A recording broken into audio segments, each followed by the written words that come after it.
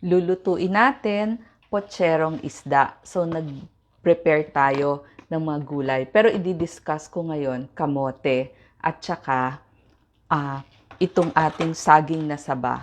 Alam nyo, masustansya to. Kamote at saging na saba. Kaya nga ang potserong isda, ang gagamitin natin, apahap, ay pwede nyong ipakaing sabaw kapag merong diarrhea o nagtatae. So, malalaman nyo mamaya gaano kasustansya ang ating kamote tsaka saging na saba. Una sa lahat, pag meron tayong isda, pwedeng apahap, pwedeng dalag, o kaya pwedeng lapu-lapu, yung mga puting isda, lahat yan pwedeng gawin nating pochero o dun sa pesa. So, bago natin iprito, lagyan natin siya ng kaunting asin. Actually, mga 30 minutes bago kayo magprito ng isda, pwede nyo nang lagyan ng asin tsaka konting paminta yung inyong mga isda. So, kapag pochero, yung ating isda, iprito natin ng kaunti. Okay? So, ito yung ating isda. Yan. Prito natin. Konting prito lang. Yan. At kapag naprito nyo na yung inyong isda, pwede nyo, actually yung mga lola natin, kapag nagpiprito ng isda, pwedeng sabayan ng ating luya. Yan, para daw mawala yung lansa. So, pwede nating ilagay dyan. Okay, so konting prito lang yung isda. Kumbaga parang smear lang. Ewan ko kung ano sa Tagalog. So, ang mga pinrepair natin, bawang, sibuyas, hiwain po ito. Meron tayong konting repolyo, higit sa lahat, binalatang kamote, at saka yung ating saging na saba. So, yan yung mga pangunahin nating sangkap. Ang mga pangpalasa natin, meron tayong paminta, patis, at saka tomato sauce kasi pochero eh. Okay? So, i-sear lang natin yung ating isda. Yan. Tapos, kapag medyo na-sear nyo na yung inyong isda, yan. Okay, ganyan yung process ng pag-sear. Actually, yung mga pag-pork, pwede ring i-sear natin. Okay? At pag na-sear na natin, magsisimula na tayong maggisa. Ang kagandahan dito sa ating saba, saging na saba, superfood ang ating saba kasi yung ating saba, complex carbohydrate yan. Ibig sabihin, matagal kayong magugutom kapag kinain nyo. So, matagal siya sa ating tiyan kasi complex carbohydrate. Hindi yung carbohydrate na mabilis na matunaw. At ang maganda sa kanya, resistant starch yung kanyang fiber. Ibig sabihin, hindi nag-i-spike ang inyong blood sugar. Ang ating saba considered low glycemic index. 40 lang ang kanyang glycemic index. Para masabi natin low, kailangan less than 50. At saka considered prebiotic, healthy bacteria, yung kanyang resistant starch. Maganda din to sa ating puso kasi nga mataas sa potassium. So, maganda sa heartbeat at sa blood pressure. So, pag medyo na-sear or naprito nyo na yung inyong isda, pwede nating itabi yan. Tapos, magsisimula na tayong maggisa. Okay? So, pwede nyong kunin ulit. Yan. And then, magigisa na tayo. Pwede nyo rin ilagay sa tabi lang ng inyong kawali or para hindi naman madurog, pwede nating yan. Okay? Itabi muna dun sa ating plato. Okay. At magigisa na po tayo dun sa ating kawali. So, andito na yung ating luya, ilagay na natin yung ating sibuyas at saka yung ating bawang. Okay. Yan.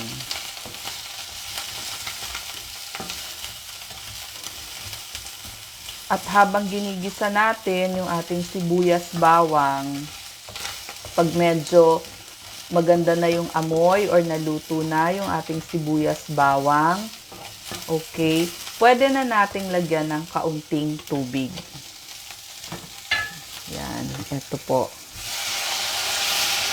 So, maaamoy nyo ang bango-bango.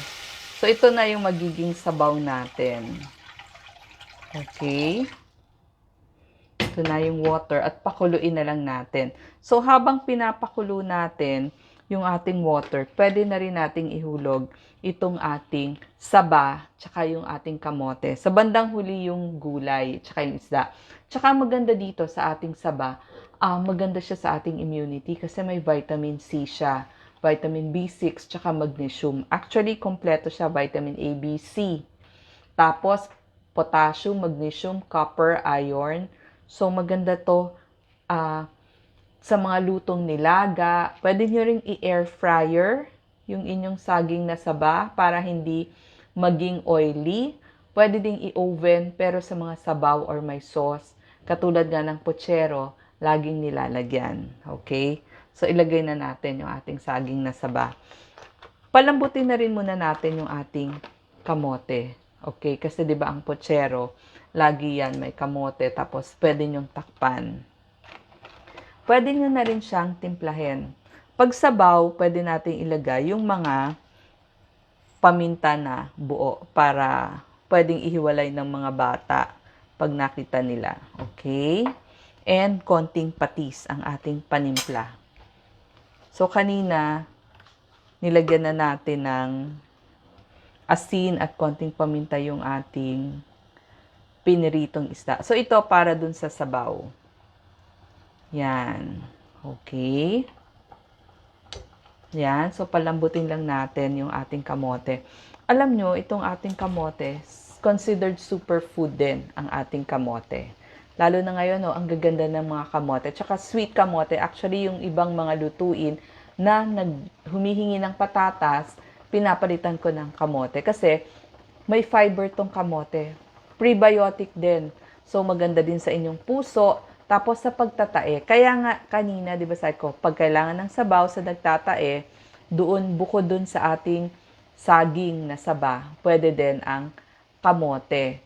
Kasi, mataas to pareho sa potassium tsaka sa mga electrolytes. So, saba and kamote, mataas sa potassium, electrolytes, pwede sa mga nagtatae. Ito do medyo medium glycemic index siya. Tapos maganda sa mata, lalo na yung mga nade-dry eye syndrome kasi meron siyang anthocyanins tsaka anti-inflammatory. At saka alam nyo ba, pag binoboil o kaya nilagay sa sabaw, nare-retain pa rin ang beta-carotene ng kamote. Maganda sa immunity kasi may phytochemicals. Ang ganda ng kulay, may carotenoids, vitamin E, flavonoids, tsaka saponins. So, vitamin A, B, C, K, meron lahat. E, manganese, fiber. Yun lang, medyo mataas sa oxalates. So, kung may kidney stones, mas konti yung kakainin nyo. So, kapag malambot na yung inyong nilagay na kamote at saka yung inyong, ayan, malambot na. Halimbawa, malambot na yung inyong kamote at saka yung inyong saging na saba. Okay, ilalagay na rin natin yung ating isda. Actually, hinulik ko lang para hindi ganun siyang durog. Tapos, dahil ito ay pochero, lalagyan natin ng tomato sauce. So, nasa sa inyo na kung ganong karaming tomato sauce yung gusto nyo. Okay? So, yung hindi naman masyadong aasim, di ba? Kasi ang pochero talagang may tomato sauce. Okay? Pakuluan nyo lang. So, i-taste nyo. Usually, mga 3 kutsarang tomato sauce sa 250 ml na tubig. O ibig sabihin dun sa 2 basong tubig. Pwede na yon. So, depende kung ganong kadaming tomato sauce yung mas gusto ninyo. And then, pag luto na at kumulo na lahat yan, luto na yung mga gulay at saka yung ating isda, ang pinakalas na ilalagay natin ay yung ating repolyo. Okay? Kasi ang pochero talaga, ang basic niya, repolyo, saging na saba, at saka patatas. Pero, pwede rin kamote ang kapalit. So, pinalitan ko. So, yung ibang mga lutuin na kailangan ng patatas, pinapalitan ko na ng kamote. Okay? So, ang repolyo naman, sandali lang yan maluto. Okay? Kinakain nga yan as salad. Medyo hilaw-hilaw. So, yan na. Ang ating potserong isda ang ginamit natin, apahap, pero pwede din iba't ibang klaseng isda. Lapu-lapu, apahap, dalag, yan ang madalas gamitin. Okay? So, kung nag-iisip kayo, ano ba yung mga sabaw na pwedeng ipainom kapag may nagdadayariya, dahil nga ang kamote tsaka yung saging na saba, mataas sa potassium and electrolytes, pwedeng ipakain. Salamat po.